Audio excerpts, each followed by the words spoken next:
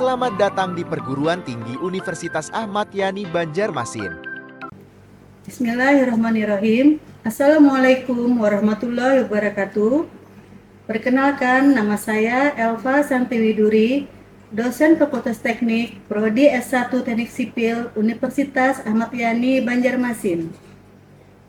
Video ini dibuat untuk memenuhi salah satu persyaratan sertifikasi dosen tahun 2024, yaitu pernyataan diri dosen dalam unjuk kerja Tridharma Perguruan Tinggi atau PDD UKT-PT, khususnya di aspek pengajaran.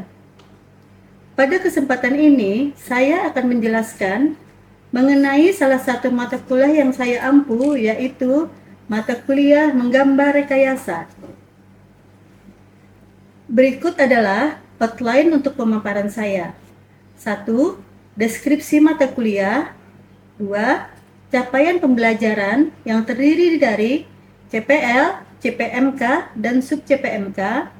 Ketiga, materi pembelajaran. Keempat, metode pembelajaran. Kelima, sistem penilaian mata kuliah atau asesmen.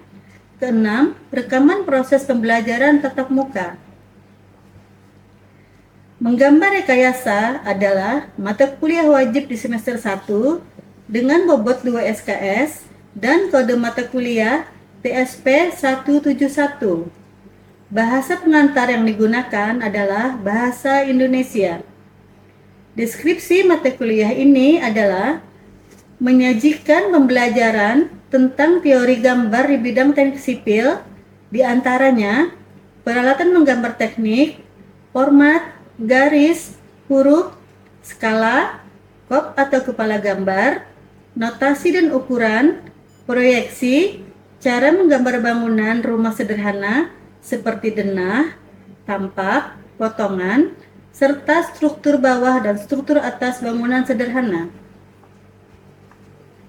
Capaian pembelajaran lulusan atau CPL mata kuliah Menggambar Rekayasa adalah CPL 1 pada sikap, menunjukkan sikap bertanggung jawab atas pekerjaan di bidang keahliannya secara mandiri. CPL 2 pada pengetahuan, menguasai prinsip dan teknik berkomunikasi efektif secara lisan, tulisan, dan grafis. CPL 3 pada keterampilan umum, yaitu mampu menunjukkan kinerja mandiri, bermutu, dan terukur. CPL 4 pada keterampilan khusus, yaitu bertanggung jawab pada pekerjaan sendiri dan dapat diberi tanggung jawab atas pencapaian hasil kerja organisasi. Sedangkan untuk CPMK mata kuliah ini ada 4, yaitu 1. CPMK 1 mampu memahami dan memenuhi persyaratan teknik, menggambar, dan notasi yang berlaku. CPMK 2 mampu menggambarkan bentuk bangunan dan objek bangunan secara skalatis.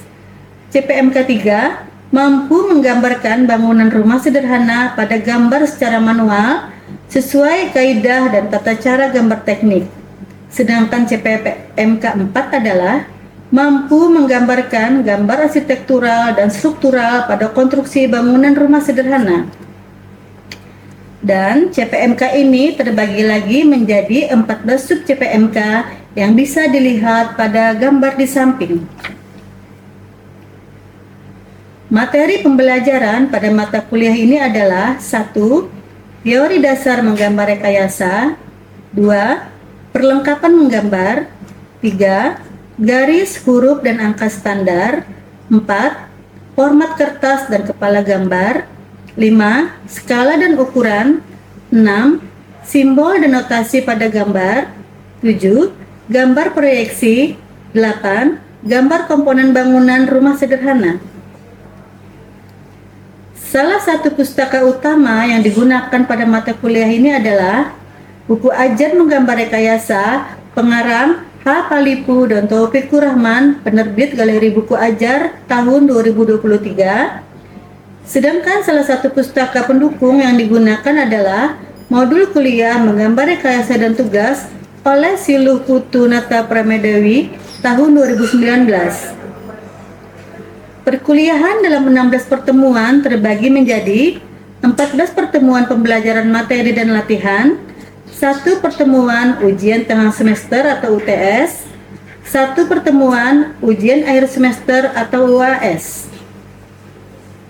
Metode pembelajaran yang digunakan pada kuliah ini adalah kuliah, tatap muka dan penjelasan materi, diskusi, latihan, dan tugas terstruktur. Komponen penilaian atau assessment adalah yang pertama aktivitas partisipasi dan keaktifan sebanyak 10%, hasil proyek atau tugas besar sebanyak 30%, tugas latihan sebanyak 10%, ujian tengah semester sebanyak 20%, ujian akhir semester sebanyak 30%.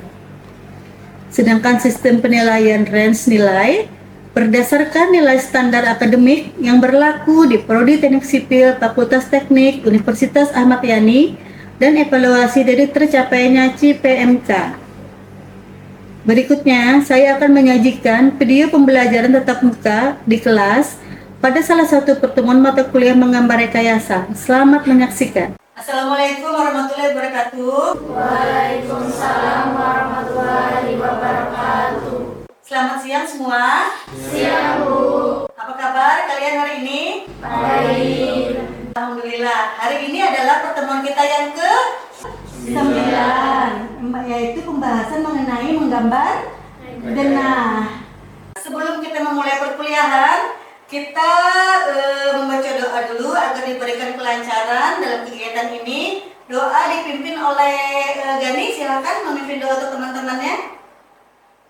Sebelum kita memulai perkuliahan pada hari ini, marilah kita berdoa terlebih dahulu dengan kepercayaan masing-masing. Berdoa dimulai. Berdoa selesai. Terima kasih. Selanjutnya untuk presensi kehadiran, semua sudah hadir. Ketua kelas bagaimana? Teman-teman sudah lengkap semua? Atau masih ada yang di luar yang belum masuk? Sudah pas semua. Sudah lengkap, alhamdulillah. Berarti karena sudah lengkap, kita mulai untuk materi hari ini, yaitu tata cara menggambar denah. Kan di awal perkuliahan sudah Ibu jelaskan mengenai CPMK dan sub CPMK. Jadi kita lanjutkan untuk tujuan pembelajaran. Selanjutnya yaitu jenis bangunan. Jenis denah bangunan ada 2, yaitu yang pertama adalah denah struktural, yaitu denah yang tidak memperlihatkan penataan atau letak furnitur atau mebelnya. Ini bisa dilihat grafisnya seperti ini. Tetapi ada yang harus diperhatikan pada saat menggambar denah struktural ini. Ada di sini bisa dibacakan mungkin oleh Helda. Silakan dibaca apa saja yang harus diperhatikan pada menggambar denah struktural. Simbol dinding struktural, luas bangunan dan luas ruang, skala gambar, proporsi gambar terhadap kertas, modul atau grid ruang. Ya, benar sekali. Jadi itu yang harus diperhatikan pada saat menggambar denah struktural ya. Sampai di sini paham? Nanti kalau ada yang ditanyakan silakan langsung bertanya ya. Ya. Selanjutnya jenis yang kedua yaitu denah arsitektural, yaitu denah yang memperlihatkan penataan, furnitur dan mebel interiornya. Sama seperti tadi, denah arsitektural ini pun mempunyai hal-hal atau rambu-rambu yang harus diperhatikan pada saat kita menggambarkannya. Mungkin bisa dibacakan oleh Sada simbol-simbol untuk yang diperhatikan pada saat menggambar denah arsitektural. Simbol-simbol furnitur yang akan digambar, ukuran dan keterangan nama gambar, simbol dinding arsitektural, luas bangunan dan luas ruang, skala gambar, proporsi gambar terhadap kertas, simbol-simbol arsitektural atau kendaraan, pohon, rendering, warna, bayangan. Ya, nah itu untuk denah arsitektural. Denah arsitektural seperti kita ketahui lebih menekankan pada unsur keindahan atau estetika. Beda ya, seperti denah yang tadi ya. Selanjutnya, fungsi dari denah bangunan. Nah, kita membuat suatu denah pasti ada tujuannya kan?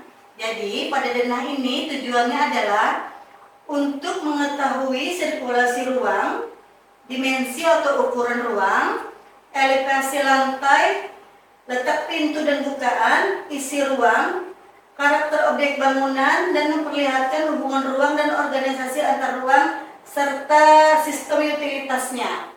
Jadi tujuannya ini untuk mengetahui keseluruhan denah itu menggambarkan apa saja. Seperti kita ketahui pada pertemuan pertama, untuk menggambar teknik adalah menggambarkan bahasa gambar. Nah, itu akan kita terapkan pada pembuatan denah ini. Selanjutnya, langkah-langkah membuat denah. Ini diperhatikan baik-baik ya, karena selain kita latihan, agar pada saat latihan sudah tahu dasar-dasar langkah-langkah cara membuatnya. Pertama, tentukan ukuran dan skala. Jadi, kita akan menentukan skala yang akan kita gunakan pada gambar denah. Skala yang umum digunakan pada gambar denah adalah, ada yang tahu? 1:100. Atau bisa juga 1:50. Ya, ini skala gambar. Nah, jadi langkah awal kita tentukan dulu kita memakai skala yang berapa. Biasanya untuk rumah sederhana yang digunakan adalah skala 1:100. Ya. Kemudian yang kedua adalah pemetaan lahan, yaitu melakukan pemetaan terhadap batas-batas lahan yang ditandai dengan jelas. Seperti ini, kita lakukan pemetaan lahan. Kita harus mengetahui di depan apa saja, di samping kiri apa saja, kanan, dan bagian belakang. Dari situ kita dapat mengetahui bagaimana ukuran atau sempadan jalan yang diambil dalam menentukan titik as dari denah bangunan. Seperti itu ya. Ini untuk jalannya, ini untuk as bangunan. Yang ketiga, ukur dan gambar dengan akurat, yaitu mengukur setiap dimensi ruangan, pintu, jendela, dan elemen penting. Nah, di pertemuan ketiga kita sudah belajar mengenai notasi gambar. Masih ingat ya, bagaimana notasi pintu, ukurannya, kan sudah jelas, dan juga ada materinya dijelaskan di sana. Kemudian tambahkan elemen struktural. Kita tambahkan elemen ini untuk memvisualisasikan struktur fisik dan memberikan gambaran. Jadi kita akan mengetahui di mana letak kolom, letak teras, letak strukturnya, rencana fondasi, rencana atap, dan sebagainya. Itu pada langkah yang keempat. Paham ya? Ada yang mau ditanyakan? Silakan tunjuk tangan kalau ada yang mau ditanyakan. Masih nyambung ya semua ya? Ya. Jadi untuk yang kelima, pertimbangan fasilitas dan utilitas. Utilitas itu apa saja? Yaitu saluran pipa, pemipaan. Pemipaan biasanya yang memerlukan air ruangan mana saja? Ayo, ada yang tahu? Kamar mandi. Setelah itu toilet. Dan untuk bak cuci di mana? Wastafel atau cuci piring di dapur. Nah, jadi sistem utilitas pemipaannya sudah kita tentukan tuh. Pipa utamanya di mana, menuju ke mana, dan pokoknya yang mana yang akan kalian tambahkan pada denah yang kalian desain. Kira-kira itu untuk langkah-langkahnya.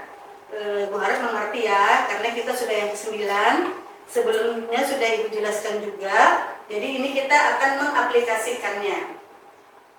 Tadi adalah tahapan dalam menggambar denah. Sekarang bagaimana sih Bu cara menggambar denahnya? Gimana sih Bu kita mengaplikasikan ide-ide kita untuk mendesain rumah? Nah, ini adalah cara menggambar denahnya.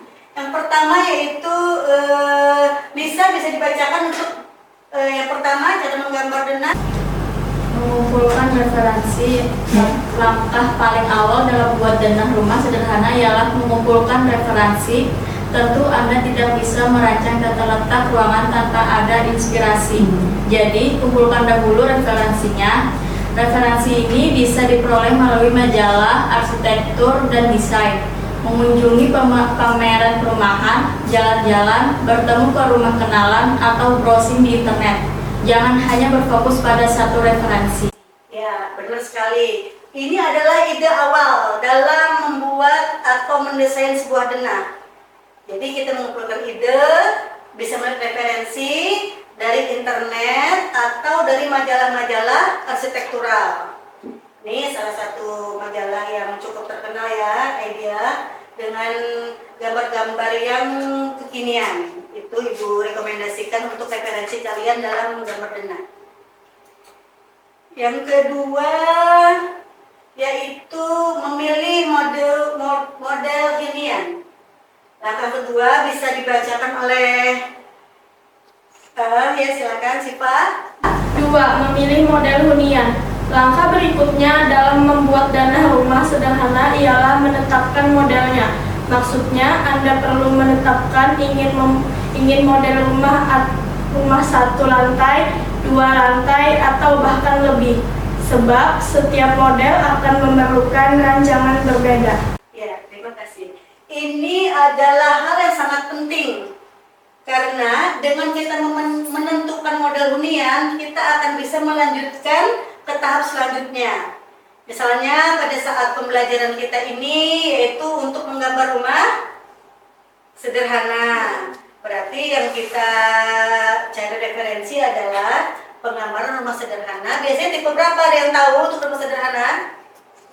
Tipe 36, tipe 42, dan tipe 54. Itu termasuk dalam kategori rumah sederhana. Jadi nanti kalian saat berlatih silahkan dicari referensi untuk ketiga tipe tersebut.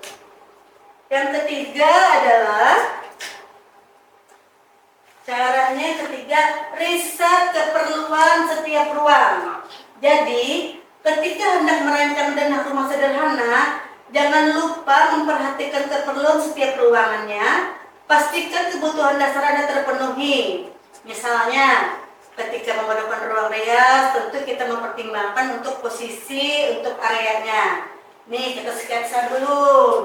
Kita riset dulu apa sih yang kita inginkan, ide-ide apa saja yang ingin kita tuangkan ke dalam gambar denah bangunan ini.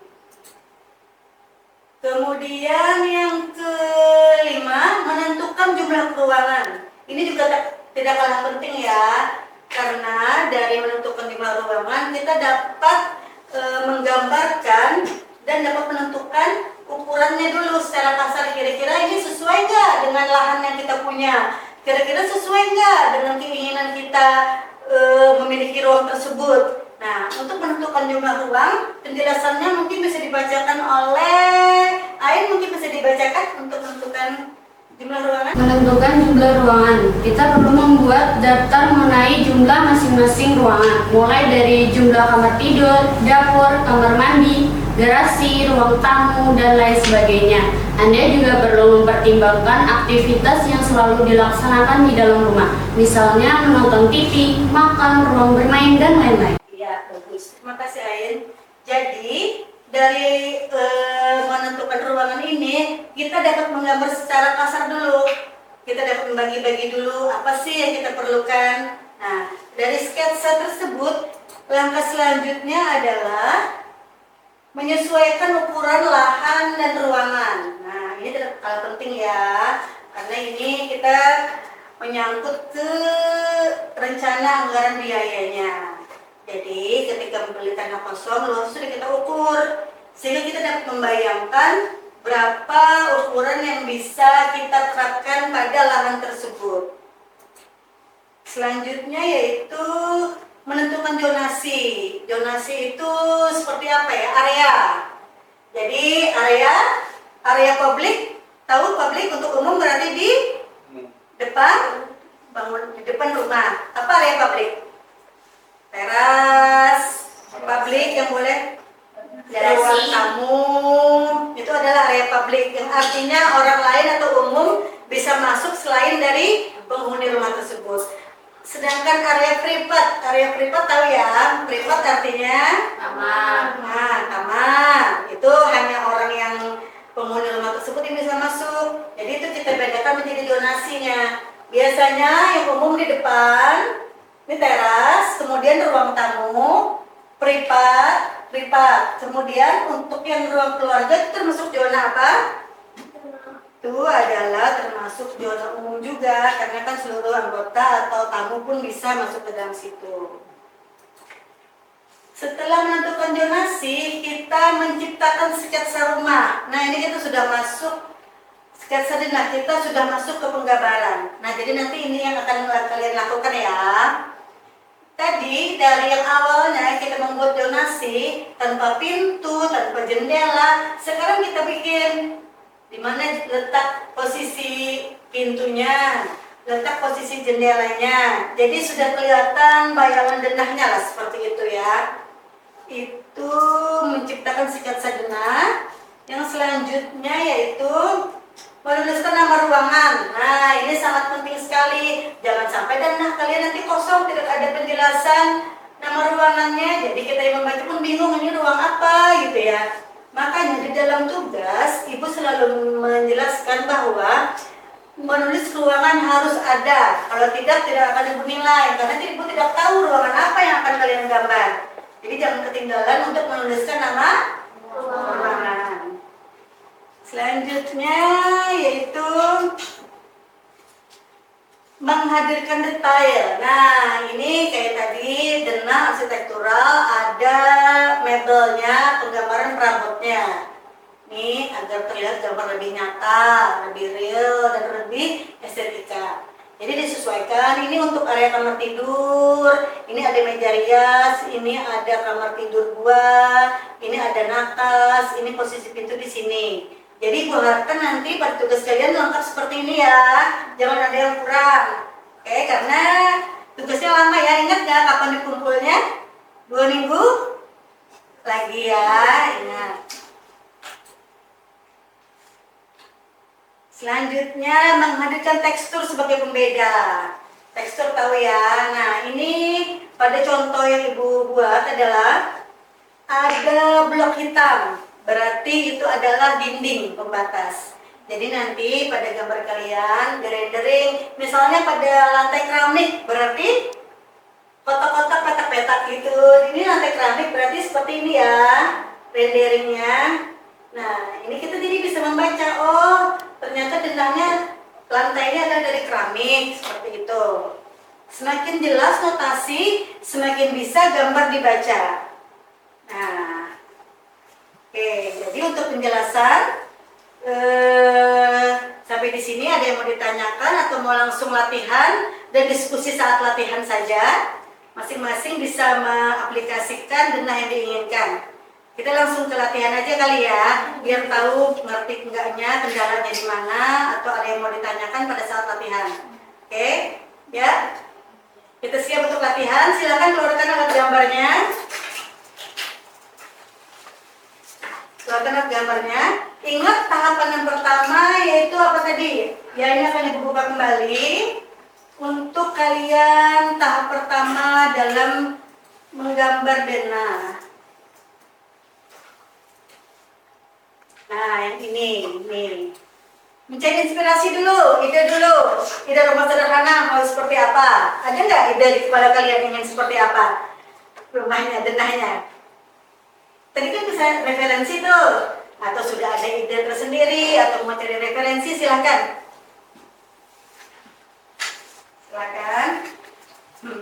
Keluarkan ide-ide kalian,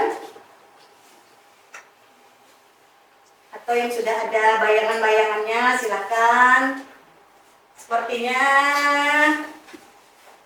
Helga sudah ada bayangan nih ya, Ibu lihat ya, sudah mulai menggaris gambar denah. Tipe berapa ini Helga? Oh, tipe 36 ya. Berarti itu dia terdiri dari 2 kamar tidur ya. Nanti ditentukan dulu yang mana area umum, privat, dan area basah yang ada penggunaan air atau sanitasinya. Nah, ya. Silakan, ayo jangan bingung, kita cari. Kalau bingung cari referensi silakan ya. Semakin banyak referensi, semakin terbuka pikiran kita mengenai cara mendesain denah ini. Mungkin kalau Sipa gimana untuk menggambar denah? Ada yang perlu ditanyakan ke Ibu atau sudah mengerti? Bisa dilihat, bisa melihat HP-nya, mungkin bisa lihat di Google ya. Nggak apa-apa, nggak masalah. Oh ya. Nanti kalau ada yang mau ditanyakan silakan tanyakan ke Ibu ya. Untuk Nanda, gimana? Sudah jelas.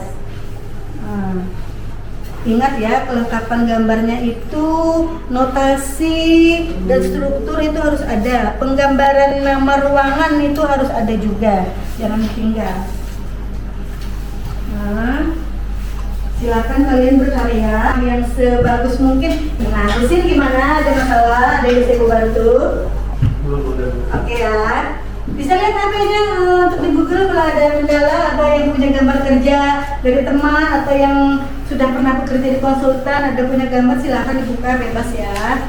Selama tugas yang dikumpulkan di flyernya itu tepat. Nah, untuk tugas menggambar denah ini, kalian nanti silahkan melanjutkan di rumah. Silahkan lanjutkan di rumah, kemudian dilengkapi dengan gambar yang sebelum-sebelumnya.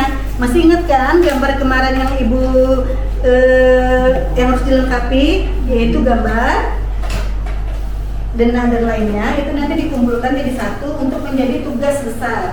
Oke ya. Nanti setelah denah kita pertemuan berikutnya ke tampak, ke potongan, ke struktur, sehingga menghasilkan sebuah rumah, komponen rumah yang lengkap. Seperti itu ya. Bisa gimana? Oke Nis, kalian lanjutkan di rumah dan akan menjadi tugas besar. Jadi akan dikumpul sesuai dengan rencana pembelajaran kita. Kira-kira untuk materi denah ada yang mau kalian tanyakan sebelum Ibu tutup perkuliahan ini? Sudah ya? Semua sudah? Sipa? Sudah? Nanda? Oke ya. Husin, Gani, oke? Ya. Baiklah, dengan banyaknya penjelasan materi dan juga kalian sudah melatih menggambar denah, maka Ibu tutup perkuliahan hari ini dengan ucapan alhamdulillahirabbil alamin. Semoga ilmu yang kita dapatkan berkah dan manfaat. Amin. Mohon maaf ada salah hilaf kata. Ibu ucapkan assalamualaikum warahmatullahi wabarakatuh.